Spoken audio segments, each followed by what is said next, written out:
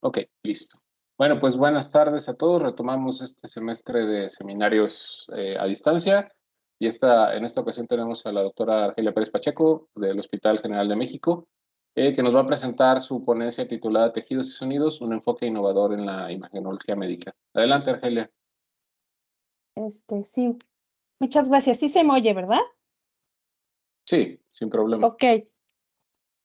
Bueno, pues gracias. Ya regresamos a los seminarios de fotoacústica y bueno, quiero decirles que esta plática la realicé en junio en el Congreso Nacional de Tecnología Aplicada a Ciencias de la Salud.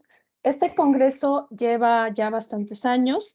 Lo organizan varias instituciones, principalmente el INAOE de Puebla, y en esta ocasión se celebró en la Facultad de Medicina.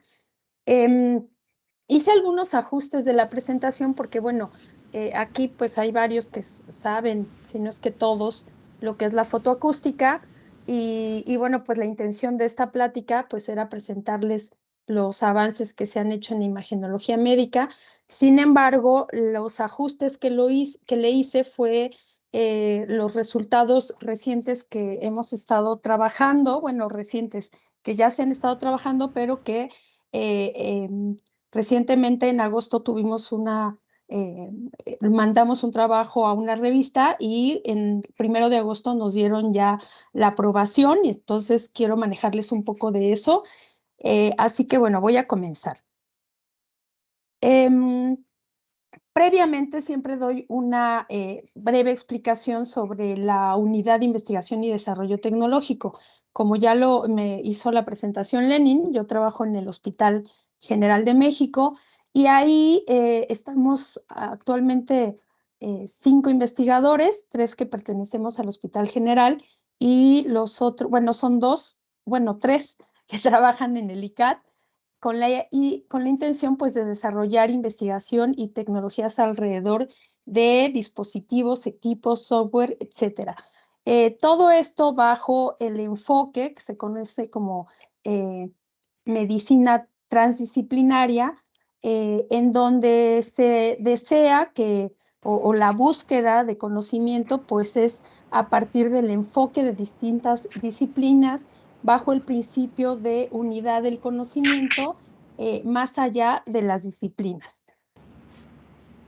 Y bueno, existen o tenemos varias líneas de investigación. Cada uno de los integrantes de esta unidad pues se enfoca a diferentes áreas de la investigación, desde la fotoacústica, que ya todos ustedes conocen, modulado computacional, instrumentación, análisis de bioseñales, y todo esto lo realizamos a la par junto con la parte clínica, que es una gran fortaleza que tiene esta unidad de investigación y que además nos enriquece y hace que aprendamos de manera conjunta, ¿no?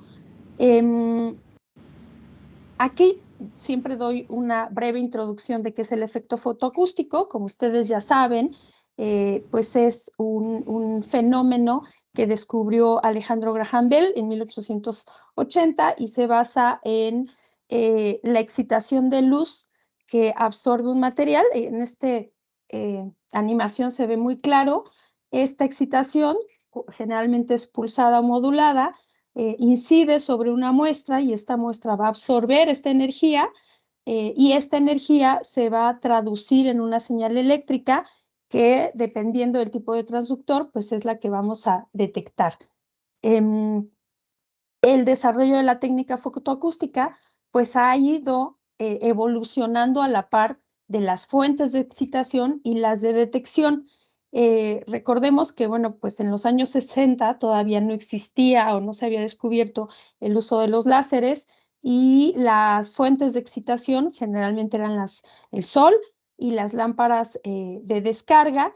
Más adelante, en los años 70, con ya el descubrimiento de los láseres, pues hay una gran apertura para investigación y bueno, dentro de los láseres hay una clasificación entre láseres continuos y modulados. Esto respecto a el desarrollo de las fuentes de excitación.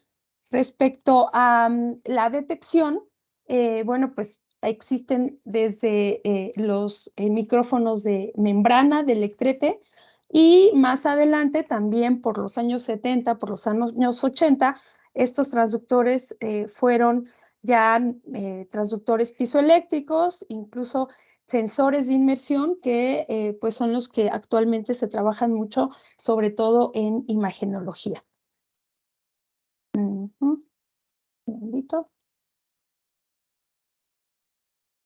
Bien, de manera muy simplificada, la instrumentación fotoacústica va a consistir en una fuente de excitación, en un contenedor donde va a estar la muestra o simplemente la muestra y un detector. Históricamente, digamos, la fotoacústica se ha dividido en fotoacústica convencional y fotoacústica pulsada. ¿Cuál es prácticamente la mayor diferencia? Es que la modulada se utilizan láseres continuos, de manera tal que para modular la fuente de excitación, pues se utilizan chopper, que son estas discos giratorios, y bueno, también se utilizan amplificadores lock-in. Para la fotoacústica pulsada, aquí se utilizan láseres, justamente con su nombre, láseres pulsados. Aquí puede haber una detección directa y, digamos, la fotoacústica pulsada, que es la que nosotros trabajamos en el hospital, pues la instrumentación se reduce. Dependiendo del tipo de fotoacústica que uno se esté realizando, bueno, pues la instrumentación va a variar. Aquí es una tabla donde de manera también muy general se presentan cuáles son las características y diferencias de aplicar una u otra. Particularmente creo que una de las diferencias más notables es que en la fotoacústica convencional los efectos de difusión térmica son importantes, mientras que en la fotoacústica pulsada son despreciables. Bien, ahora hay distintos modelos que representan lo que es la energía que absorbe el material y cómo ésta se traduce a una señal eléctrica. Uno de los modelos más sencillos y más utilizados es el modelo de Patel y Tam, donde la señal fotoacústica es directamente proporcional a la energía absorbida por el material y las constantes termoelásticas del medio, y también por una constante que va a depender de la respuesta del transductor. Ahora, estas señales nosotros las vemos en un osciloscopio como una curva de voltaje contratiempo. Es una señal eléctrica que, bueno, tampoco me voy a detener aquí mucho porque ya ustedes están muy familiarizados. Ahora, dentro de otro de los modelos, que a mí me gustó mucho esta diapositiva de Laufer en el 2005, donde representa cómo sería la distribución de presión inicial y la señal fotoacústica. Entonces, él lo ejemplifica de una manera muy clara. Viene la fuente de excitación en una celda, que hay una muestra, y el detector pues está en el lado opuesto, ¿no? Entonces, la gráfica B lo que nos estaría mostrando es la distribución de presión inicial que va a ser proporcional a la distribución de energía óptica absorbida. Y entonces, fíjense, esta Z pues es el tamaño de la celda donde se está sumergiendo el material que se está estudiando. Y entonces esta presión inicial o esta distribución de presión pues estaría mostrando de esta forma. Y la figura C lo que nos estarían representando es cómo veríamos esta señal fotoacústica en términos del tiempo, ¿no? Este autor lo que nos dice es que este primer pico, que es el primer pico positivo, que es el que generalmente muchos estudios realizan y analizan, representa la energía absorbida cerca de la superficie. Ahora, recuerden que es un fenómeno de absorción, por lo tanto, pues sí nos estaría indicando también pues qué tanto de ese medio absorbedor está dentro de la muestra, ¿no? Y bueno, pues aquí representa también la señal fotoacústica en términos de estas variables y también con una constante que incluye la sensibilidad acústica del sistema de detección. Bien, existen, bueno, cronológicamente ha habido diferentes eventos de la historia de la fotoacústica desde el descubrimiento de Graham Bell en 1880 hasta la fecha, pues ha variado bastante la instrumentación y las señales, así como las imágenes que se han obtenido.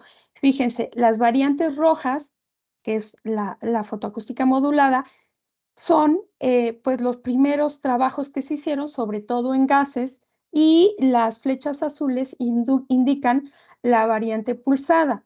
Con la variante pulsada fue que se realizaron los primeros estudios para obtener imagen y ahorita pues les voy a explicar rápidamente qué es eso, ¿no? Entonces, una de las áreas más importantes de la fotoacústica es que a través del análisis y el procesamiento de las señales podemos obtener una imagen de tal manera, conocido como tomografía fotoacústica, que es una modalidad emergente de imagen biomédica que se basa en este efecto. Entonces, yo tengo un material, dentro de este material se ilumina con este láser pulsado, hay el efecto de compresión-expansión y se genera la onda acústica.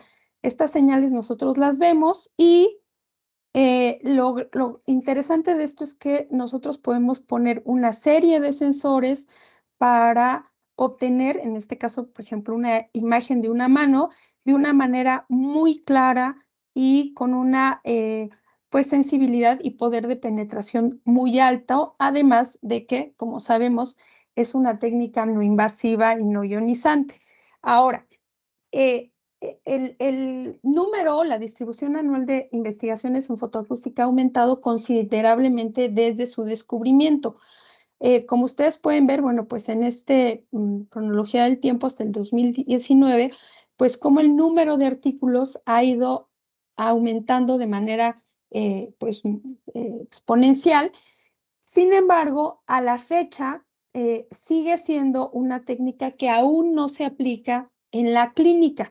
Aquí ustedes pueden ver cuáles son las diferentes técnicas de imagenología médica y las que están en rojo son las que actualmente sí se están usando en la clínica. Por ejemplo, ya sabemos que existe la imagenología por resonancia magnética, la tomografía computarizada, el PET, el ultrasonido. Sin embargo, todas estas que se encuentran en negro, entre ellas la tomografía fotoacústica, aún no se encuentra dentro de estas técnicas que se aplican en la clínica, ¿no? Ahora, ¿cuál es una gran virtud de la fotoacústica? Pues es, como lo mencioné, bueno, estas gráficas son muy interesantes porque aquí relacionan las diferentes técnicas que se han aplicado. Recordemos que estas son técnicas ópticas. Del lado izquierdo se encuentran las técnicas que utilizan radiación ionizante y del lado derecho se encuentran las que utilizan radiación no ionizante y entre ellas se encuentran la fotoacústica, ¿no? También la resonancia magnética y como ustedes pueden ver, la PAI, que así se le conoce, pues se encuentra con un buen profundidad de penetración y con una buena resolución espacial, ¿sí? Y bueno, a diferencia de estas técnicas que tienen un alto poder de penetración, pues estas técnicas no son tan caras, ¿no? Conforme pues lo que han presentado las técnicas que les mencioné. Y bueno, también este artículo está muy interesante porque presenta como la gran diversidad que tiene la técnica, no solamente para obtener imágenes de extremidades mayores, sino también incluso de organelos, de células, obviamente de tejido, y gracias a esto, pues podemos tener una técnica con alta precisión en la medicina, perdón, y repito, utilizando una energía no ionizante, se encuentra de las técnicas no invasivas y es muy adecuada para muestras biológicas. Una de las grandes áreas que ha utilizado la fotoacústica es en el cáncer de mama. En este artículo, que ya se ha utilizado mucho para mostrar cómo se observa estas imágenes de un carcinoma de cáncer de mama, pues se comparan las diferentes técnicas, las estándar de oro, digamos, que es ultrasonido, la mamografía, la resonancia magnética y la fotoacústica. En esta primera imagen, lo que ellos mostraban es que si bien es cierto que la fotoacústica aún no tiene una definición tan clara, por ejemplo, como la mamografía, que es una técnica muy utilizada, sin embargo, presenta con más claridad dos zonas probablemente asociadas con el tipo de cáncer que tiene esta paciente, ¿no? Más adelante, estos mismos autores realizaron el mismo estudio, bueno, realizaron otro estudio, pero sobreponiendo las imágenes obtenidas por rayos X y las imágenes obtenidas por fotoacústica, mostrando cómo la técnica fotoacústica sigue siendo una técnica con una alta sensibilidad que puede discriminar de mejor manera, incluso mejor que la de los rayos X, que es la técnica, el estándar de oro. Y bueno, pues es un área que bueno, la doctora Rosa María Quispesicha, que también trabaja aquí en el hospital, pues ha estado desarrollando y ha estado trabajando. Dentro de los aspectos importantes a considerar en la imagenología fotoacústica es la afluencia, que es energía por unidad de área, que ya se sabe los umbrales de seguridad, y estos se encuentran entre 20 y 100 milijoules por centímetro cuadrado en longitudes de onda que van de 400 a 1500 nanómetros. Bien, yo les voy a presentar, perdón que tengo que hacer pausas porque estoy un poco ronca. Algunas de las aplicaciones que hemos realizado en el laboratorio de la UIDT, y estas tienen que ver con el estudio de la sangre y con el estudio de piezas dentales, que este es el trabajo que también ya presentó Marco. Y bueno, para ello siempre es importante conocer el espectro de absorción de las muestras. Recordemos que la sangre es un tejido conocido como un tejido suave. Las piezas dentales también es un tejido, pero este se clasifica como un tejido duro. Y cuando analizamos el espectro de absorción, bueno, pues la sangre va a estar compuesta por la oxihemoglobina y desoxihemoglobina. Aquí viene la hemoglobina completa, y si nosotros excitamos en 532, que es la longitud de onda que tenemos aquí en el laboratorio, pues vemos que vamos a tener una buena absorción, ¿no? Por otro lado, el compuesto principal de las piezas dentales es la hidroxiapatita, y también, que es esta línea amarilla, se encuentra dentro de la región donde a esa excitación, a esa longitud de onda, pues hay una buena absorción, ¿no? Fíjense que justo en esta absorción, perdón, longitud de onda, no hay absorción del agua, por lo cual, pues para nosotros es conveniente, porque, bueno, pues el agua puede funcionar o trabajar como una especie de ruido, y puede, pues, distorsionarnos las señales, ¿no? En ese sentido, pues es importante conocer el espectro de absorción. Déjenme, antes de mostrarles los resultados de estos tejidos, algunos trabajos previos que hemos realizado para la obtención de señales fotoacústicas. Uno de los primeros trabajos, que de hecho han hecho varios alumnos que han estado en este laboratorio, pues es encontrar señales fotoacústicas de leche. Aquí se utilizó una leche Alpura. Aquí se utilizó una Nutrileche, y bueno, a pesar de que aquí hay un ruido que se mete, pues ustedes verán alguna similitud de estas dos señales. También se han utilizado diferentes tinciones, por ejemplo, el violeta de genciana, este es su señal. Este es rojo Congo, lo utilizamos un poco para simular la sangre, y este es su señal. Y bueno, para llegar finalmente a utilizarlo y aplicarlo en sangre humana, cuya señal es esta, ¿no?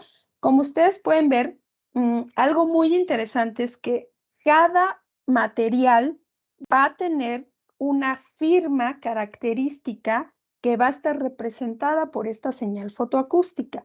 De manera que si nosotros cambiamos ya sea concentración de esta misma sustancia e incluso muestras dentro de esta sustancia no necesariamente absorbedoras, esta señal va a cambiar. Por tal motivo, los primeros trabajos o los primeros estudios realizados con las señales fue identificar cómo estas señales se iban modificando, ya sea por la concentración o por la cantidad de partículas no absorbedoras.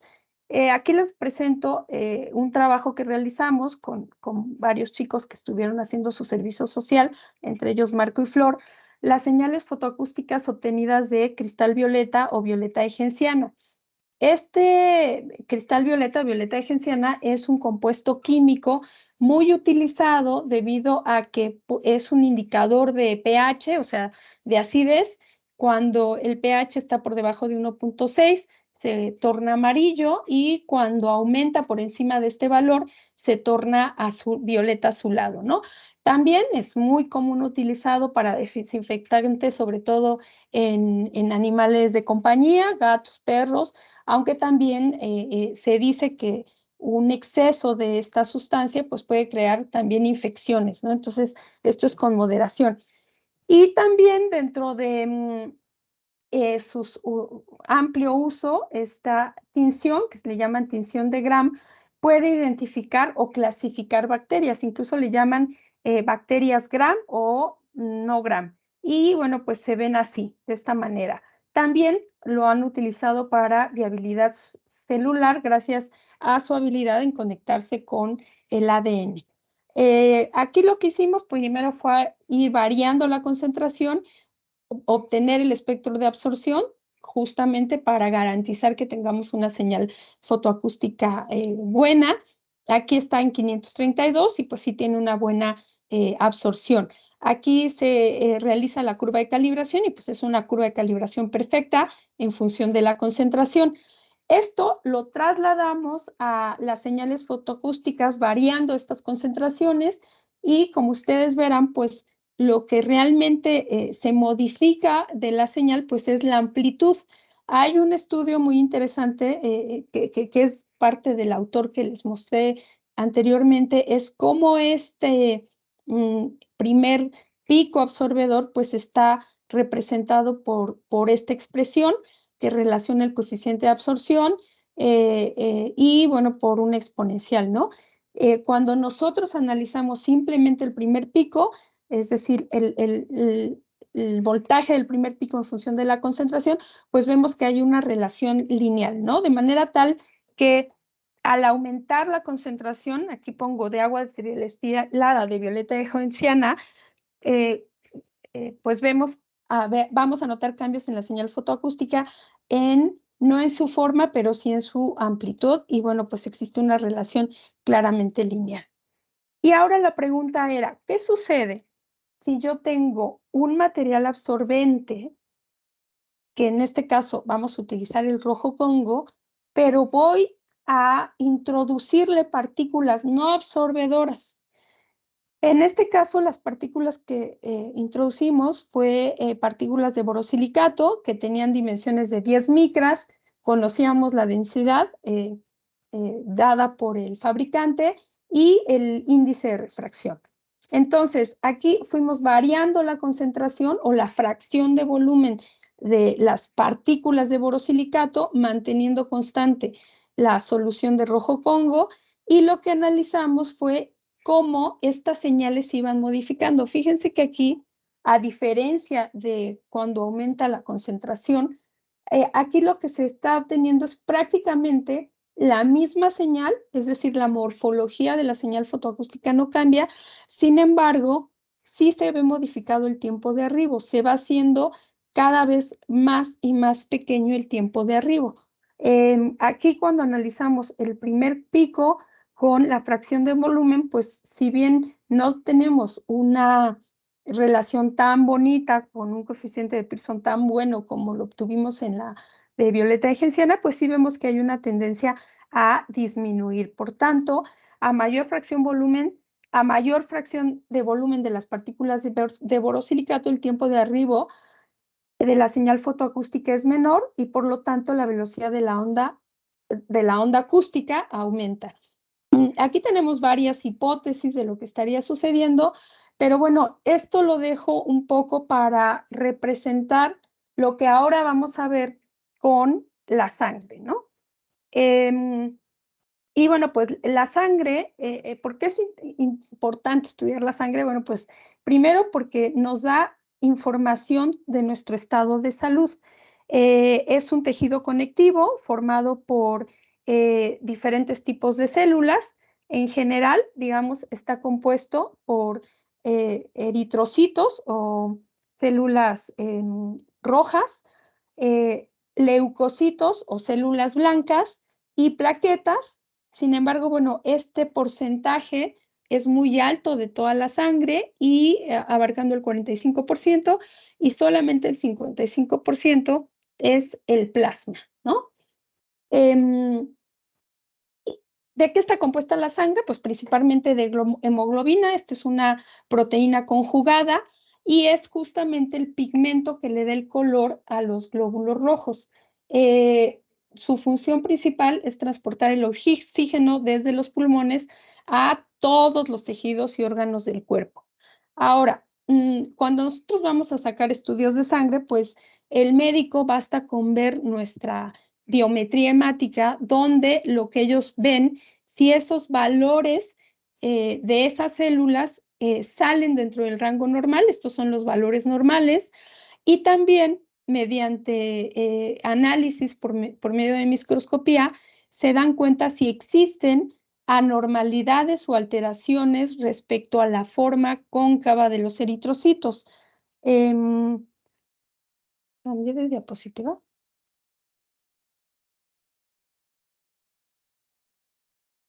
Ah, no. ¿No se ve la sangre? No cambia. No, no se te ve. Ah, a ver. ¡Ay! ¿Qué hice? Vuelvo a compartir porque Rosa me avisó que no se veía. Entonces, vuelvo a compartir, perdone. Pero dice que sí estoy compartiendo. A ver, compartir.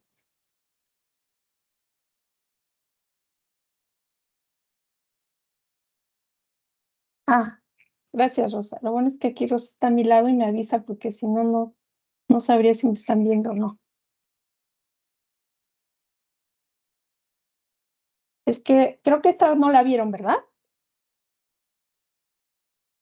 Ok, bueno, pues aquí yo hablaba de las componentes de la sangre, que esos son compuestas principalmente por células y plasma.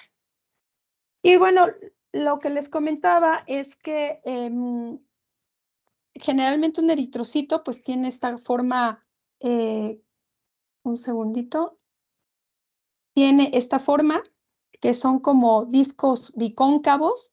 Sin embargo, cuando hay cambios morfológicos en los eritrocitos, pues nos está hablando de alguna condición, ¿no? Ya sea una condición hereditaria, por anemia, por deficiencia de hierro, que también es una parte de anemia. Y bueno, pues esta es una imagen muy simplificada de cómo la morfología de los eritrocitos cambia notoriamente y pues nos estaría dando indicaciones de alguna alteración. Esta imagen que puse aquí, que no se alcanza a ver bien y además ya se me movieron los círculos, la obtuvimos de un paciente con anemia. Como verán, un eritrocito normal, digamos, es muy redondo, muy clarito como estos, pero se llegan a ver eritrocitos en forma de estrella, que sería como no sé si lo alcancen a ver, pero bueno, pues son parte de las alteraciones eritrocitarias que se tienen en enfermedades hematológicas. Bien, y bueno, también una vez que decidimos estudiar la sangre, lo que queríamos garantizar era ver si había repetibilidad en las muestras.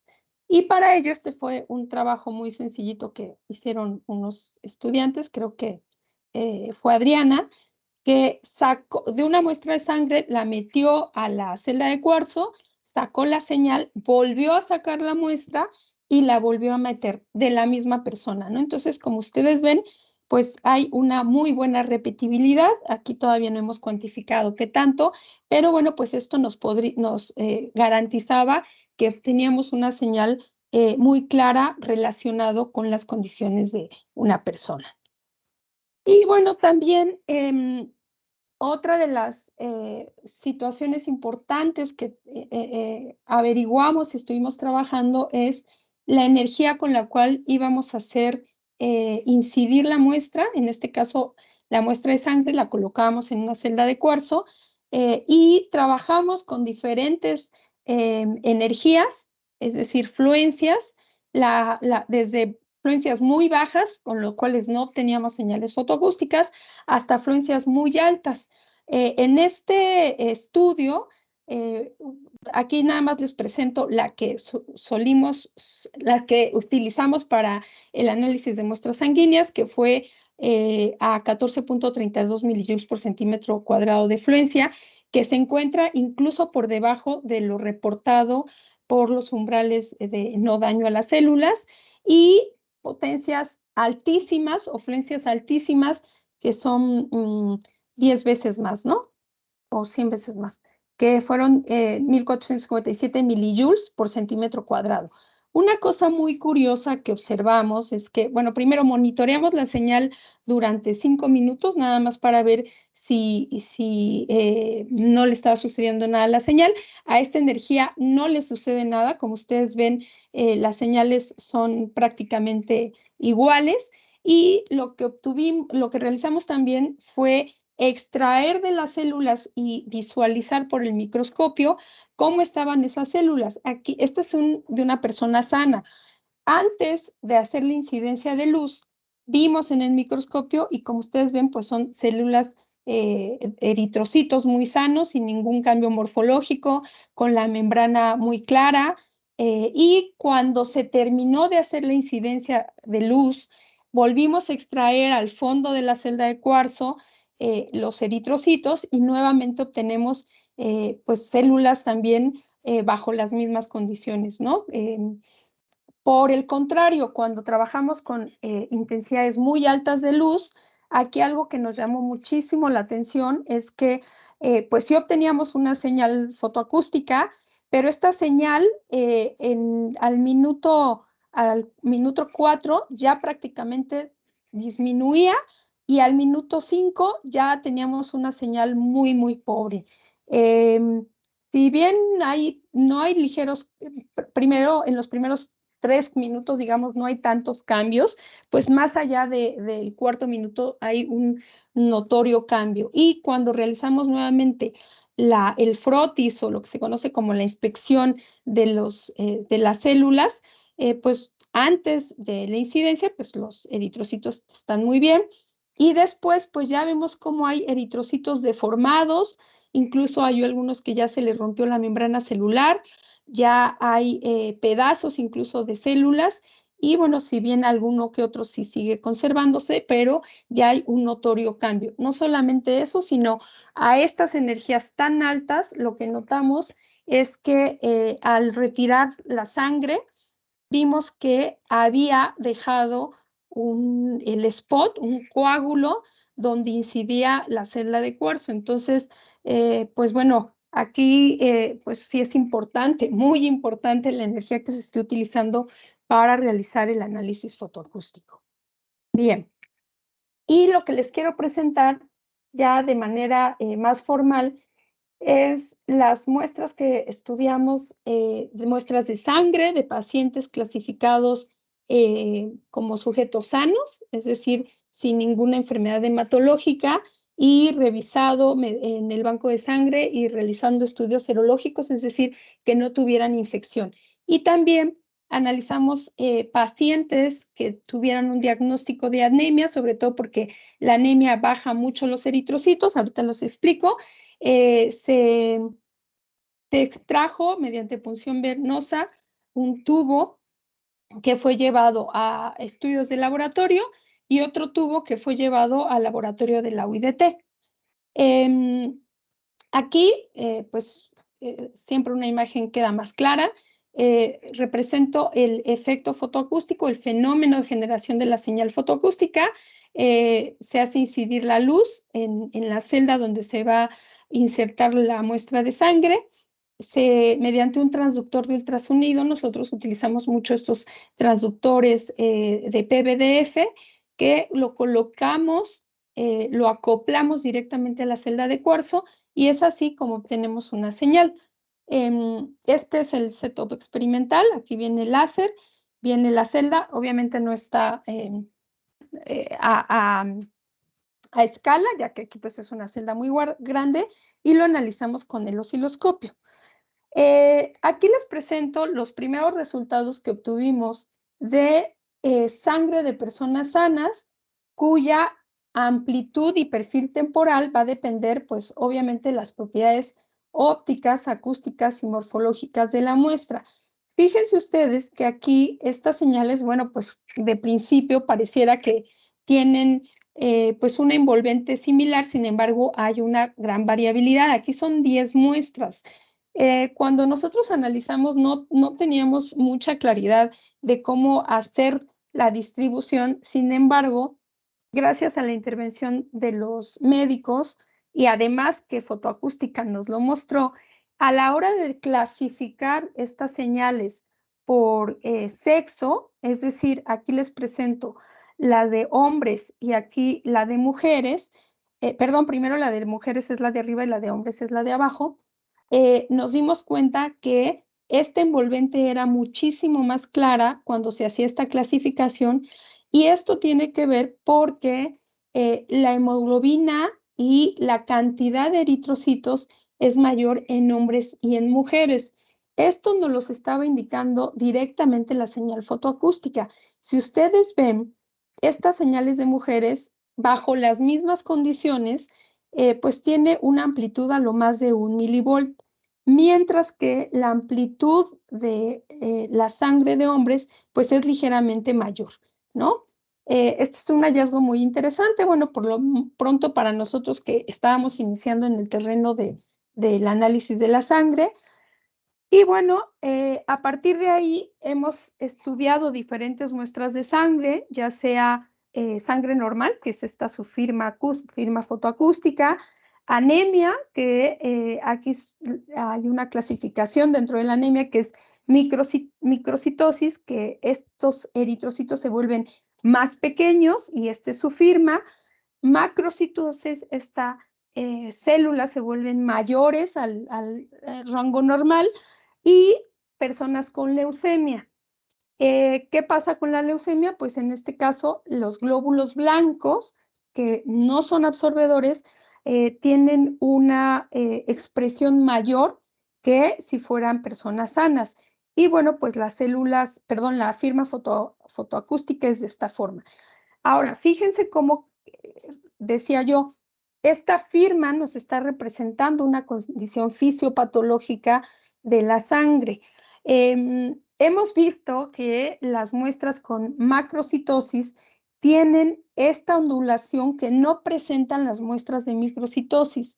Por eso para nosotros era muy importante el tipo de análisis que se realiza para estas señales. Uno de los primeros trabajos que fue parte del trabajo de Flor fue, vamos a analizar simplemente el área bajo la curva. Y entonces, ella analizó el área bajo la curva de estas señales y encontró diferencias estadísticamente significativas, agrupándolo en sanos, anemia, aquí no distinguió anemia micro y macrocítica, y leucemia. Y bueno, otra de las características muy importantes que la misma fotoacústica nos estaba diciendo es que ¿por qué el área bajo la curva de las personas que tienen diagnóstico de leucemia es menor que la de anemia? Bueno, pues resulta que una de las condiciones o de los efectos secundarios que tienen las personas con leucemia es que también tienen anemia. Para mí esto es hermoso porque pues nos lo estaba diciendo la señal fotoacústica, ya después nos lo confirmaron los médicos y los análisis de laboratorio, incluso llegan a tener menor número de eritrocitos que los de anemia. Y bueno, pues esto queda muy bien reflejado en esta gráfica.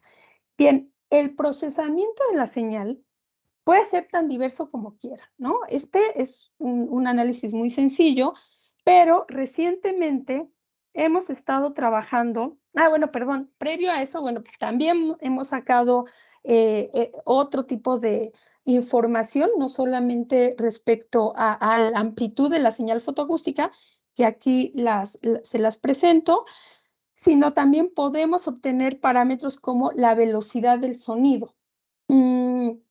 Aquí hicimos o estudiamos 3 grupos: sangre sana de mujeres, sangre sana de hombres y personas con anemia.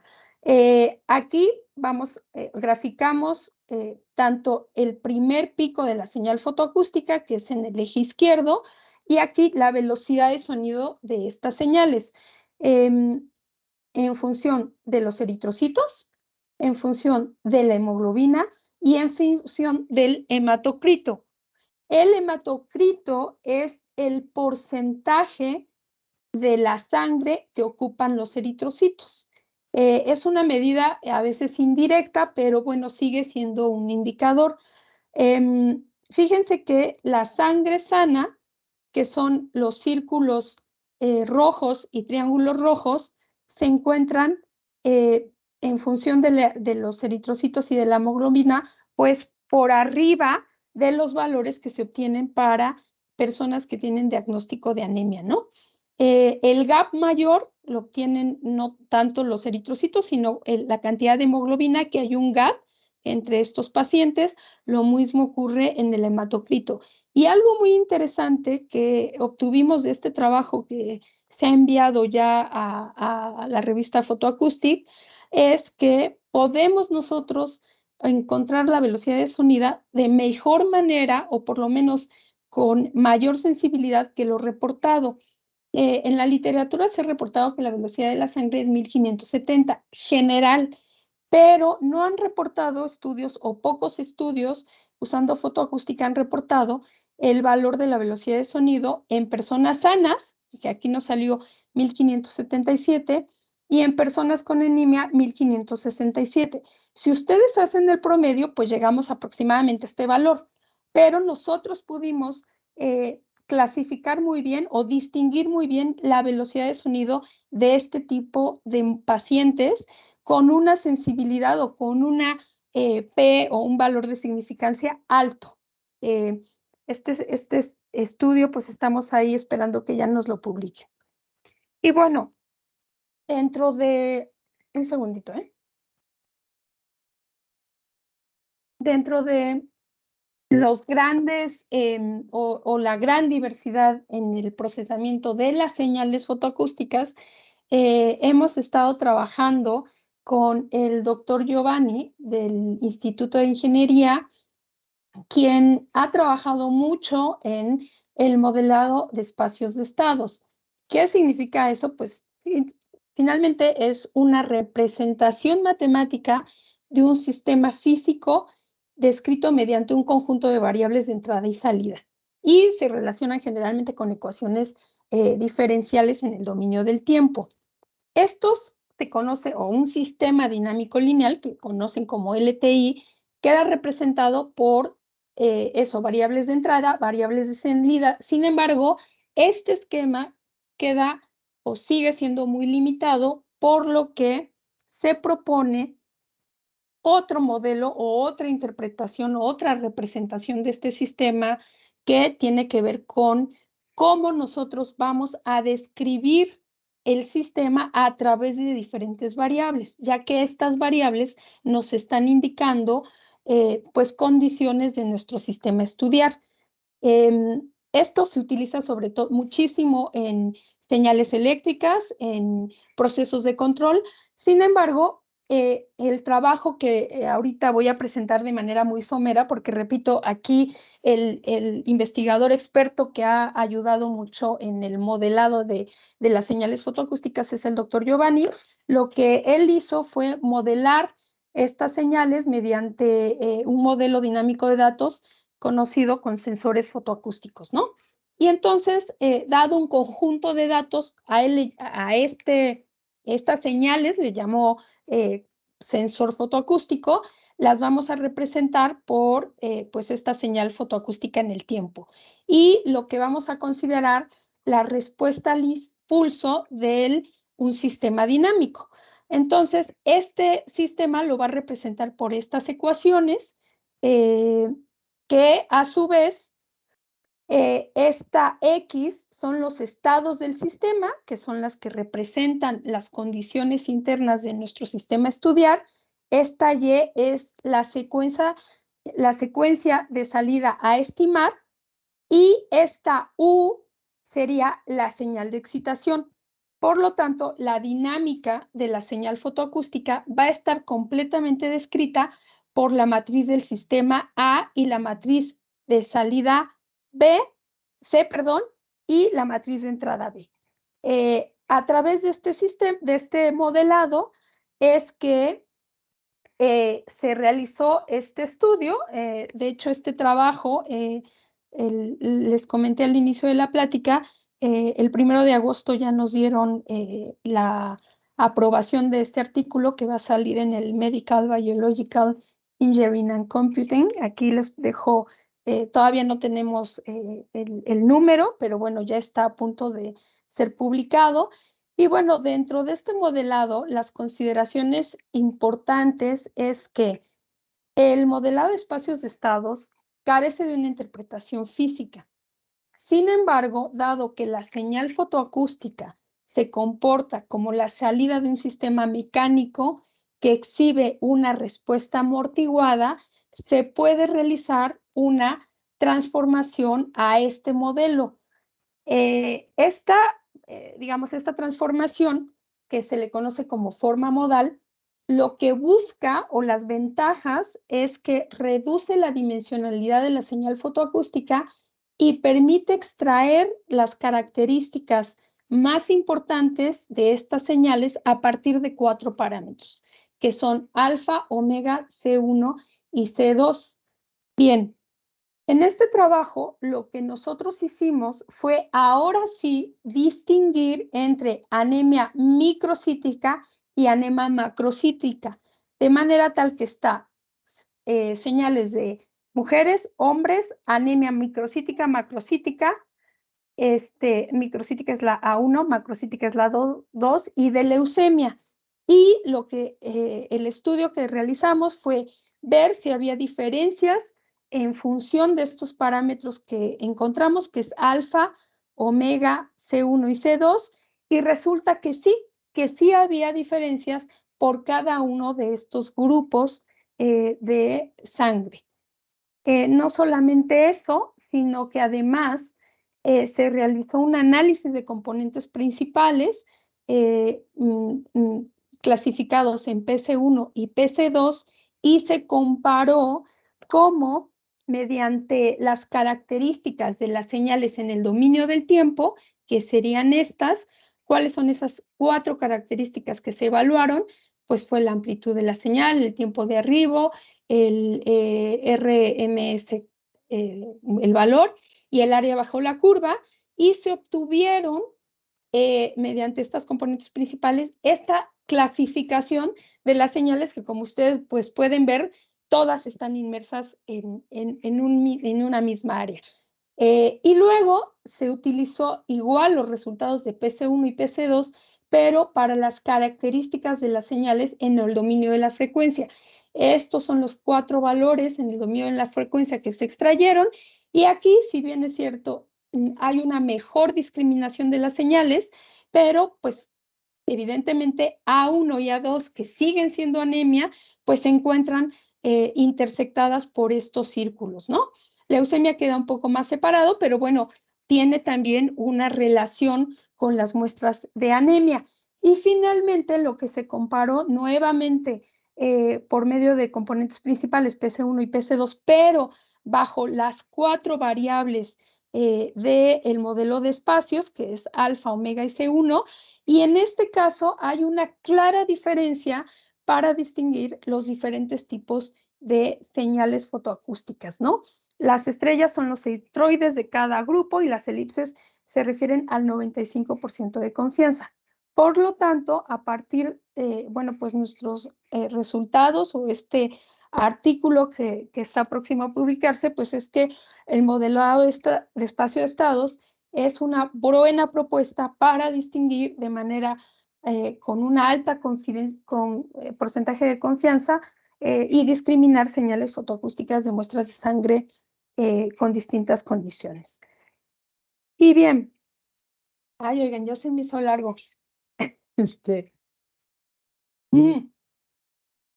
Bueno, No, ¿eh? no, que puedes continuar, Argelia, no te preocupes, no hay límite. Sí, voy a continuar, es que ya me cansé de hablar. También dentro de los estudios que hemos realizado, pues es la velocidad de cimentación.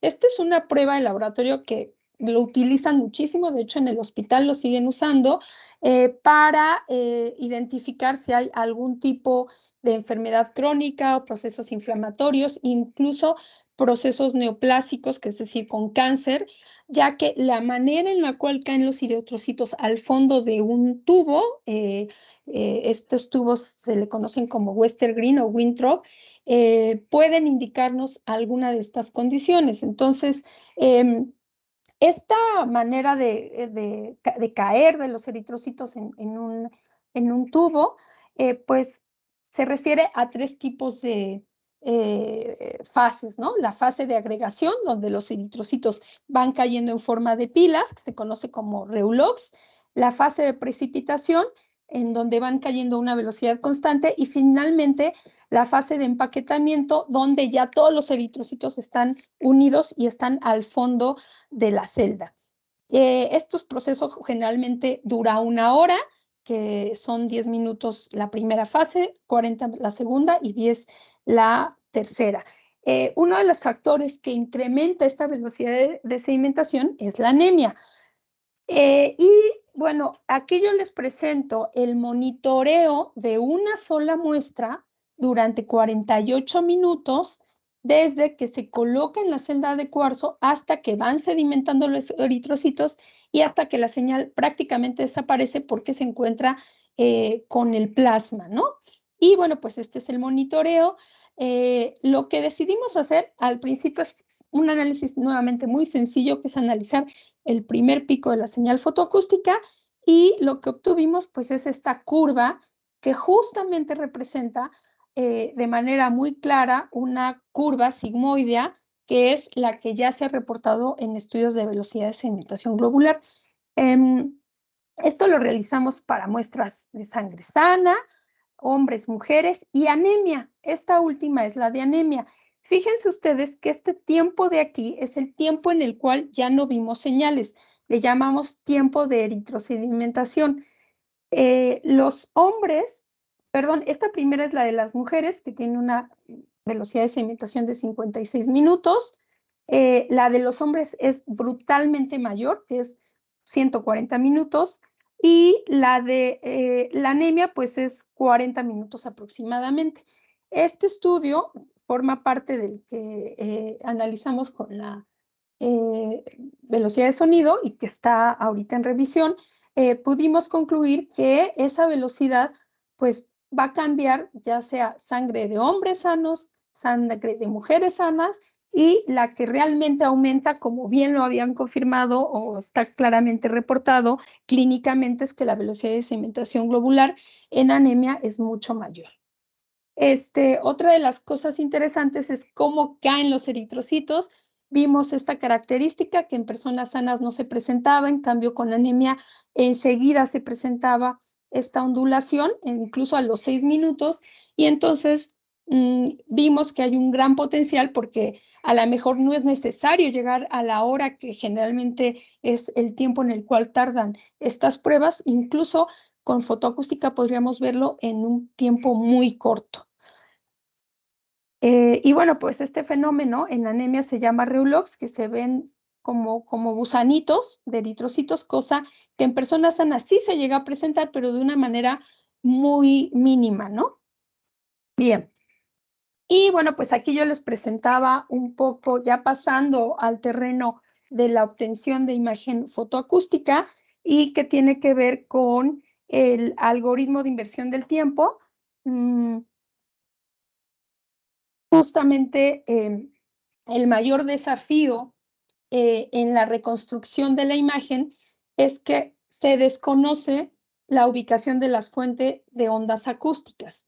Y para ello, bueno, pues hay diferentes algoritmos. El que nosotros hemos estado trabajando mucho, en particular Marco ha trabajado mucho y ya les ha presentado varios avances, es la herramienta de Keywave, cuya base fundamental pues es que se debe tener una rejilla computacional, el medio, la fuente y el sensor. Aquí lo que esta herramienta de Keywave, que es una herramienta de MATLAB, lo que representa es cómo va a ser esta fuentes de ondas acústicas, cómo se producen, y lo que realmente nosotros queremos hacer es, a partir de datos experimentales, realizar un algoritmo de inversión de tiempo para recuperar esa fuente acústica o esa fuente de presión inicial que desconocemos. Y bueno, los primeros trabajos que también, aquí ya me voy a ir muy rápido porque bueno, es parte de lo que ya hemos estado trabajando y les hemos estado presentando, pero bueno, simplemente como parte de la línea de trabajo que hemos estado realizando es pues cómo construimos el tomógrafo si solamente tenemos un sensor. Y bueno, pues esto nos ha ayudado mucho Gerardo, Luis Polo, para llegar a obtener pues un tomógrafo ya aquí en el laboratorio, donde va rotando la muestra, se van obteniendo diferentes señales y finalmente hemos podido llegar a la reconstrucción 2D. Ahora, el siguiente paso que queremos hacer es la reconstrucción en imagen 3D. Este es el tomógrafo que ya está instalado, ya lo ha realizado, fue el trabajo de maestría de Marco. Y, y bueno, pues aquí les presento cómo se ha estado realizando esta análisis de las señales para obtención de cortes transversales de piezas dentales. Aquí ponemos el transductor, todo esto está inmerso en agua, ya que mejora las señales fotoacústicas, hay un mejor viaje. Y bueno, pues también estudios, ahora estamos interesados mucho en el estudio interno del esmalte, la dentina y la pulpa, que son las partes con las que se conforman principalmente las piezas dentales. Aquí simplemente una animación, un video de cómo le estamos dando al láser y cómo detectamos esas señales, ¿no? Al diente, perdón, no al láser. Aquí hacemos la reconstrucción.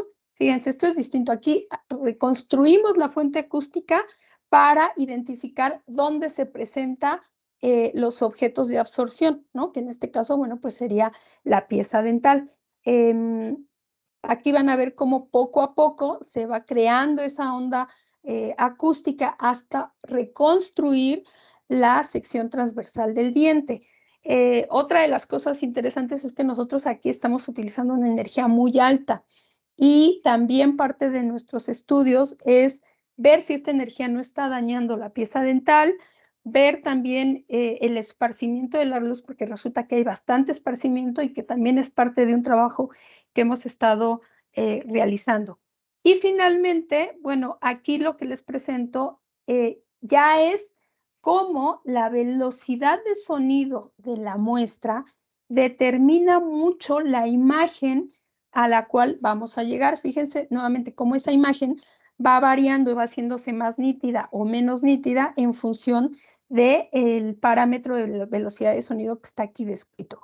En este caso, la simulación representa los sensores que se encuentran alrededor de la muestra y gracias a la herramienta Keywave pues podemos obtener esta imagen que cuando nosotros, esta es la imagen que obtenemos por fotoacústica, la comparamos con una fotografía y con la de rayos X, ¿no?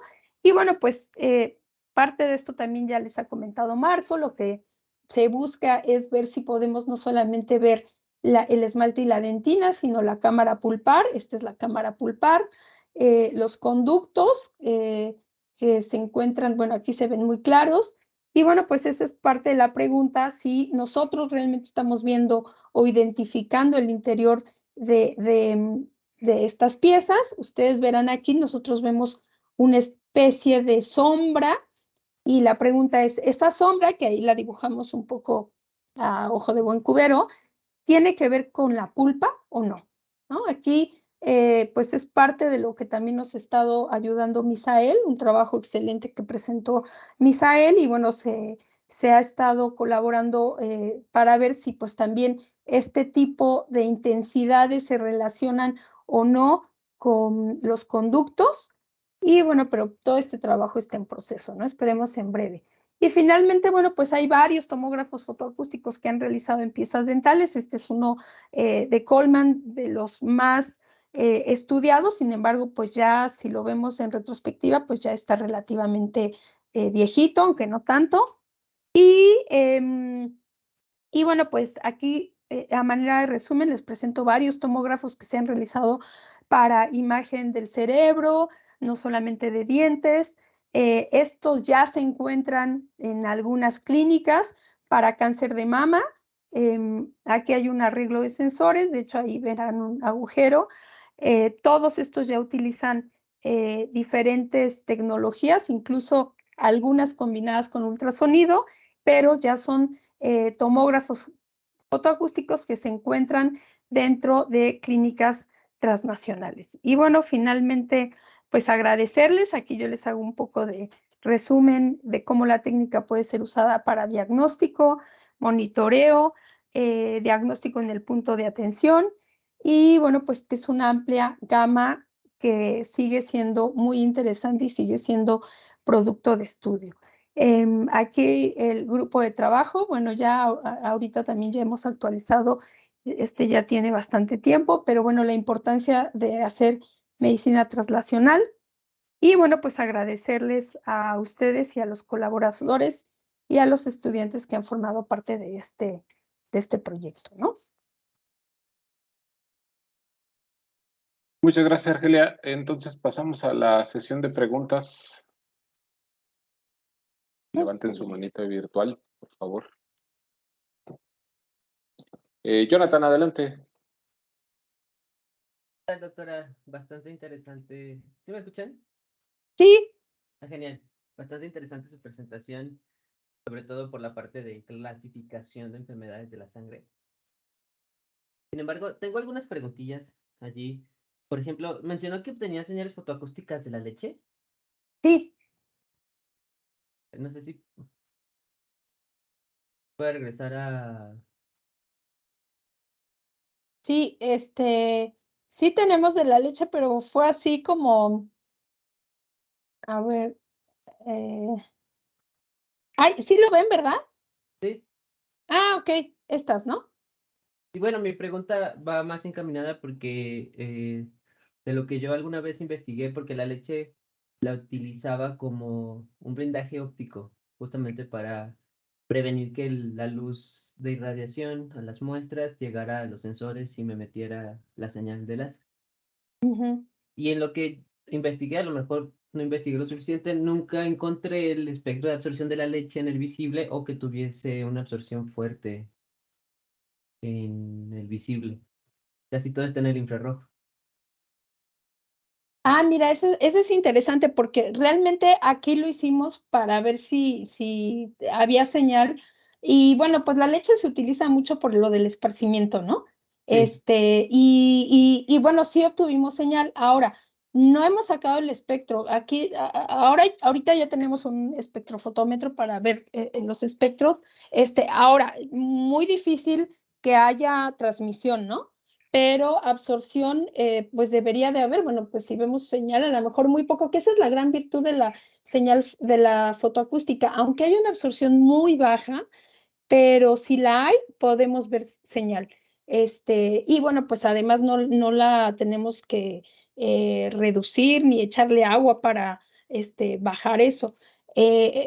O sea, su absorción, no sé exactamente cuál es la longitud de onda, lo podríamos hacer en la cual absorbe, pero sí logramos obtener señales fotoacústicas de la leche.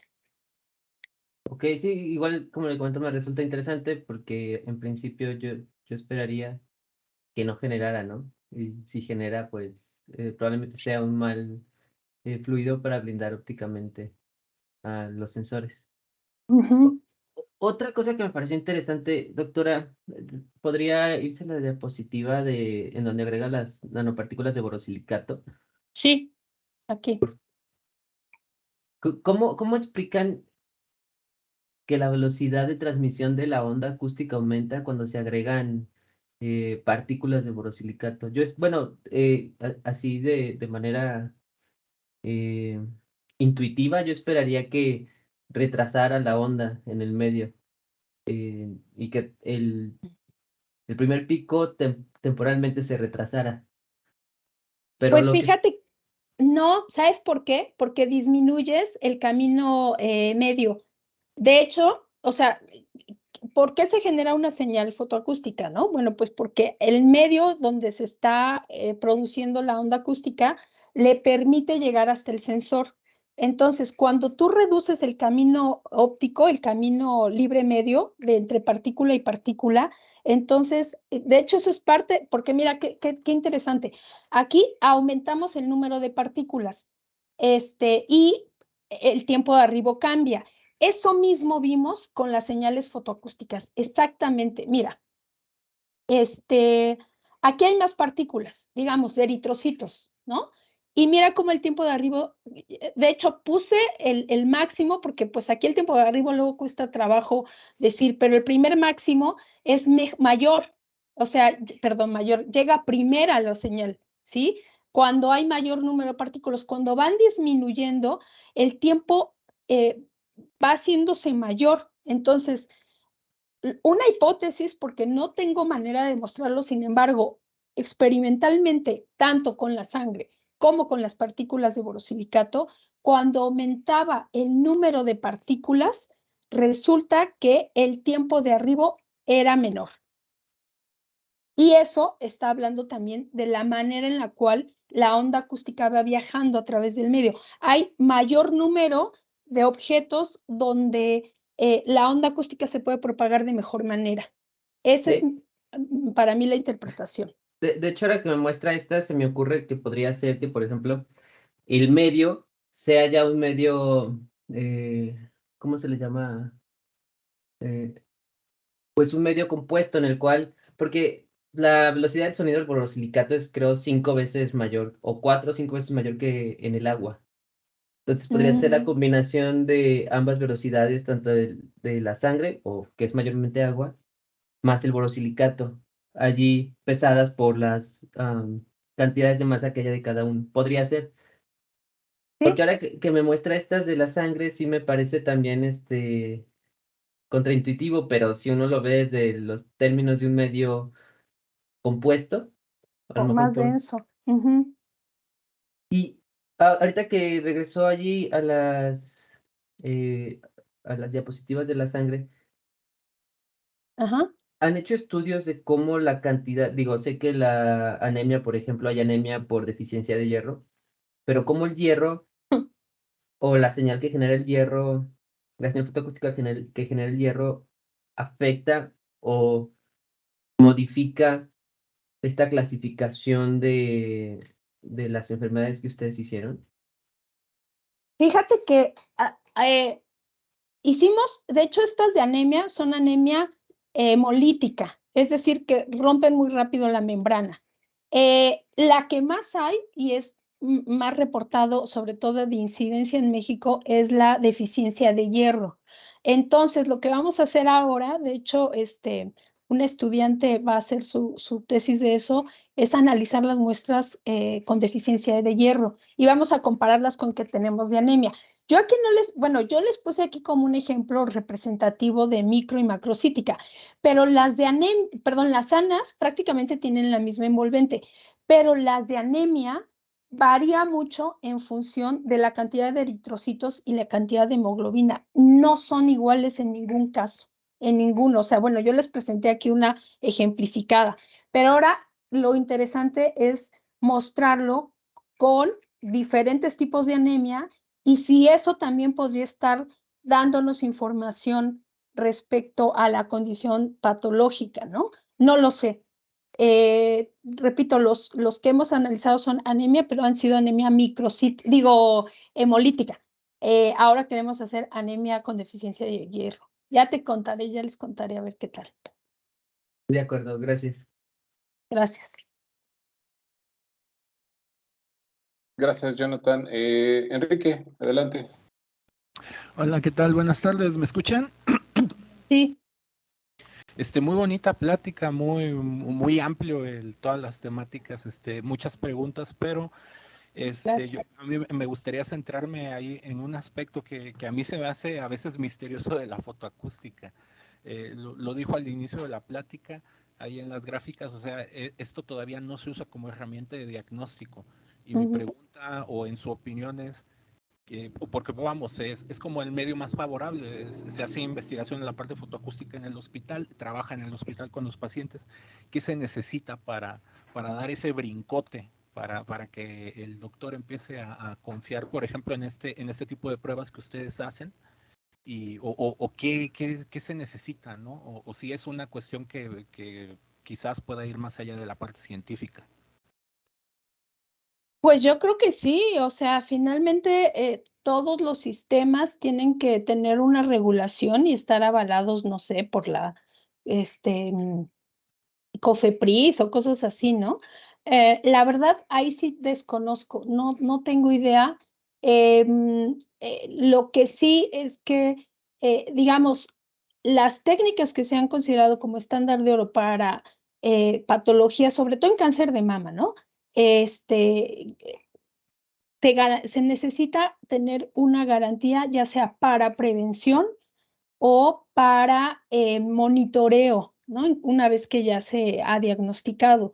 Entonces, no puede, o sea, hay una cuestión ahí como de ética que entiendo que no puedes proponer un sistema que está apenas en desarrollo contra algo que ya está muy avanzado y muy claro. Sin embargo, bueno, a pesar de que las técnicas así como la mastografía, etcétera, pues sigue siendo muy doloroso, pues siguen siendo muy invasivas y entonces en el terreno de buscar técnicas nuevas, incluso por ejemplo la espectroscopía en el infrarrojo, que se ha usado para un sinfín de aplicaciones médicas, sigue siendo, no sigue usándose en la clínica, ¿no?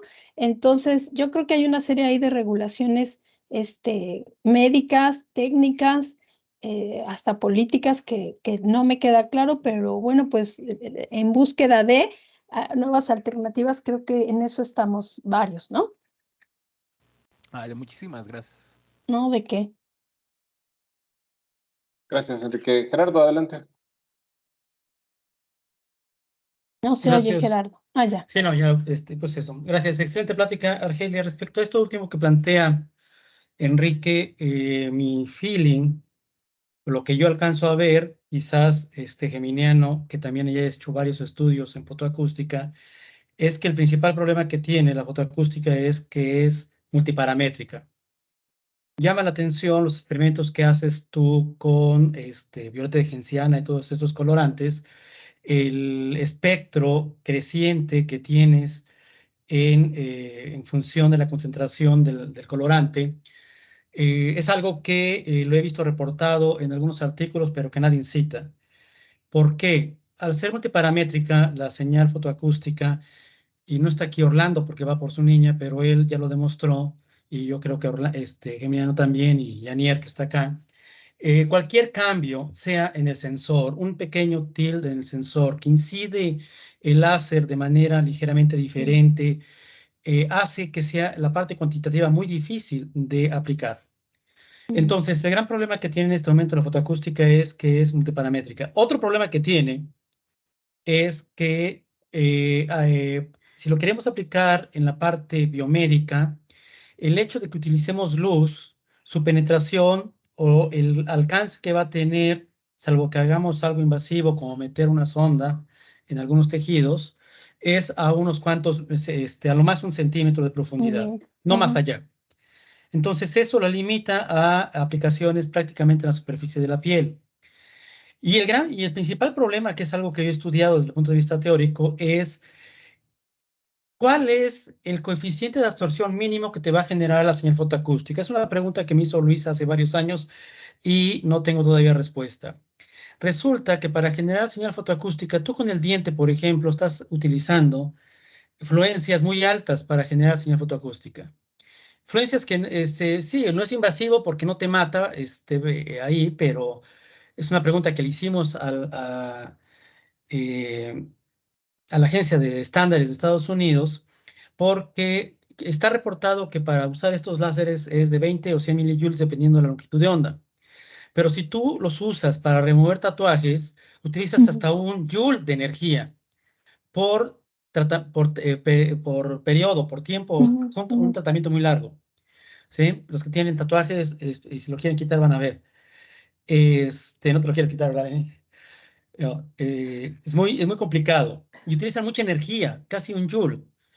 Entonces, por ahí vienen las limitaciones. Acaba de salir un artículo de Orevsky, está ahorita es el último número de Photoacoustic, en esto precisamente, en la aplicación, la parte traslacional de la fotoacústica sí ya están dando ciertos indicios de que se puede aplicar, pero está limitado. Va a ser algo complementario. Fujifilm ya tiene un aparato que lo vende y lo ha vendido a hospitales. Ya hay, en el hospital un hospital de Missouri ya existe ese, pero lo utilizan y lo tienen arrumbado, no lo están aplicando.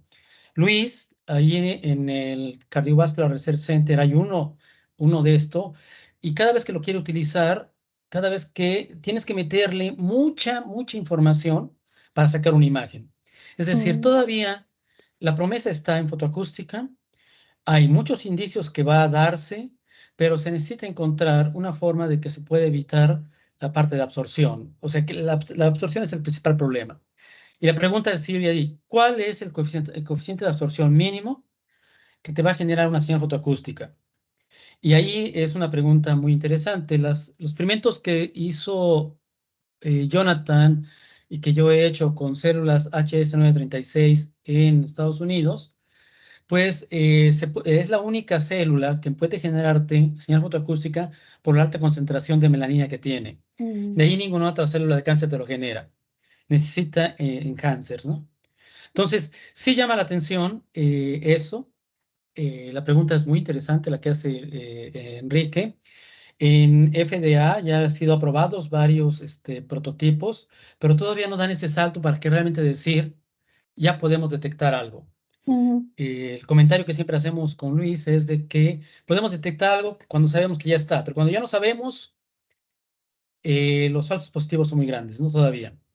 Entonces, ese es eso. Ahora, la otra, lo que te preguntó Jonathan sobre la leche, sí llama la atención que tenga señal fotoacústica. Evidentemente habría que ver las energías que se utilizaron, ¿no? La leche, es algo complicado esa parte. Realmente la leche se utiliza como que esparce la radiación. Así es. Sí, o sea, eso es para eso se utiliza, ¿no? Así es. Como un material que esparce la radiación. Y luego, por último, pues digo, excelente trabajo, estás haciendo un muy buen trabajo ahí con muy pocos recursos. Te felicito por esa parte, ustedes no lo saben, pero pues existe la Fundación Argelia Pérez Pacheco que financia un laboratorio ahí en ese hospital y nada más ese laboratorio, no pidan. Sí. Ya nada para más. ¿Vende? No, es que es impresionante el trabajo que has hecho. Nada más una pregunta que te hago. ¿Cuánto tiempo, este último artículo, desde hace cuánto tiempo hiciste los primeros experimentos con sangre? Uy, pues Marco estaba en el servicio social, imagínate, ahorita ya está en el doctorado. ¿Hace cuánto, Marco? Ya no, bueno. Ya se fue. Ya se fue, pero no, bastantísimo. Y fíjate que esa pregunta es muy interesante porque como estudiante, uno piensa que publicaron la investigación, pues ya lo ya hice el experimento, ya me salió, ya mañana lo publico. Y no, lleva mucho tiempo, mucho tiempo. Y para confirmar, para corroborar, de hecho, bueno, ahora ya Marco lo ve y dice que siente que le faltan cosas y tal, ya luego te vuelves más crítico, ¿no? Pero lo cierto es que para llegar y entender nos ha llevado mucho tiempo. Tú lo sabes, ¿no? En el de sedimentación, que para mí lo enviamos igual que el del modelo de espacio de estados, y bueno, todavía no nos contestan, ¿no? Y también nos han rechazado. Ahorita estamos contentos de que nos lo han aceptado pero pues así la vida del que publica es muchos rechazos y hasta que alguien te dice que sí, entonces no hay que desistir, pero sí, lleva bastante tiempo y bueno, pues cada vez vas queriendo mejorar, ¿no? Perfeccionar, decir, el protocolo de sangre, o sea, nosotros no podemos trabajar con ninguna muestra biológica ni con nada si no está aquí aprobado por los comités de ética, bioseguridad e investigación. Entonces, el protocolo afortunadamente ya está aprobado, pero yo ahí tenía desconocimiento y había puesto anemia falciforme, porque a mí me interesaba mucho que estuviera primero baja en eritrocitos y luego que tuviera cambios morfológicos. Y resulta que la anemia falciforme lo tienen los del África y no sé qué, entonces ya está aprobado mi protocolo, pero ahora tengo que hacer una enmienda porque no conviene estudiar falciforme, sino por deficiencia de hierro. Digo, es un trámite que lo tengo que hacer, pero en el camino vas aprendiendo qué cosa sí, qué cosa no, porque para mí anemia era la anemia y no es así. Son características que tienes que estar identificando, el por qué, el que el paciente tenga su historial clínico, porque esa es otra, o sea, pues ya aquí vengo con la muestra de Juan Pérez, muy bien, ¿y cuántos años tiene? ¿Cuál fue su expediente? No lo apunté. Ay, no frieguen, y entonces, ¿cómo vamos a saber qué tiene? O sea, la vamos a medir y entonces, pues se nos fueron yendo muchas muestras, o luego, se les olvidaba darnos la muestra, o luego había que ir al banco de sangre y corre al laboratorio, pero el láser no estaba prendido, ucha, ¿no? Entonces la muestra ya se coaguló, ¿no? O sea, son una serie de cosas, y eso que estamos en un hospital, ¿no? Sí, no, Donde y aparentemente hay muestras, lo que hacemos pero en no. laboratorios, como aquí nosotros, es a ver, quién se saca sangre y utilizamos la sangre, ¿no? Pero es un experimento que nada más te dice si hay señal o no señal fotoacústica, no tiene ningún valor ya para un valor de publicación o así por el estilo, ¿no? Sí. Porque hay todo un protocolo cuando uno trabaja con muestras biológicas. Y respecto a la velocidad del sonido, en esto quizás ahí Enrique tenga, porque la velocidad del sonido es un problema muy fuerte en ultrasonido. No es tan sencillo, o sea, pareciera que eh, trabajas con ondas longitudinales y tan luego sale de la muestra, ya cambió, ya en automático cambia la velocidad del sonido en el líquido y no es cierto. Hay algunos fenómenos todavía no bien entendidos que deben de investigarse. Y en esto de las partículas o del borosilicato, la muestra de borosilicato que tú metiste, es interesante. Ahí hay algunas hipótesis que tú has manejado. Yo tengo otras por ahí porque algunas platicamos con esto y que no, y que habría que verificar, ¿no? Habría que quitar la parte óptica completamente y ver el ultrasonido solamente, muchas cosas ahí. Pero bueno, excelente trabajo y te felicito por todo lo que han hecho, a ti, a Gracias, Rosa, a Gerardo. Rosalba y a todos sus estudiantes, por todo lo que han avanzado ahí, ¿no? Gracias, Gracias. Argelia. Gracias, Gerardo. Gracias, Gerardo. Y cerramos con la pregunta de Rosalba. Adelante. Bueno, más que preguntas son comentarios, ¿sí? Eh, Efectivamente, de la parte biológica yo tengo muy poca experiencia, ¿sí? En particular, por ejemplo, leche, ¿sí? Alguna vez una práctica estudiantil pudimos detectar las diferencias de concentración de grasa en diferentes tipos de leche.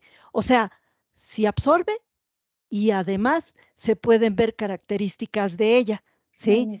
Y nosotros lo comparamos contra el contenido de grasa que decían en los botes de leche. Como era una práctica, no era tan importante, ¿no? Pero sí se puede. Y si se saca una curva y si puedes decir cuál tiene más grasa y cuál tiene menos grasa. O sea, sí se puede con fotoacústica determinar propiedades en medios dispersivos y en medios que no absorban. Hay que tener cuidado con qué longitud de onda excitar. Pero mi comentario va en el sentido de que efectivamente donde hay muy poco trabajo aplicado de fotoacústica es en medios biológicos, porque mi experiencia en medios no biológicos, en medios, en materiales, he encontrado transformaciones o cambios con densidades o con excitaciones de nanojoules, ¿sí? No sé si recuerdes, Argelia, pero fototransformaciones con la misma luz en películas de óxidos metálicos, a veces con nanojoules se dan. Entonces, sí depende del área en el que trabajes, ¿sí? Claro. Y en materiales, afortunadamente, que es una de mis áreas más importantes, en realidad casi podemos estudiar cualquier cosa, ¿sí?